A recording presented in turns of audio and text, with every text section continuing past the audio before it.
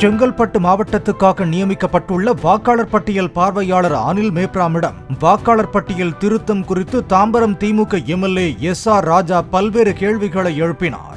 ஆட்சியர் அலுவலகத்தில் நடைபெற்ற ஆலோசனை கூட்டத்தில் இறந்து போன 2 லட்சம் பேரின் பெயர்கள் நீக்கப்பட்டு விட்டதாக தெரிவித்த போது அதற்கான ஆதாரம் உள்ளதா என ராஜா கேள்வி எழுப்பினார்.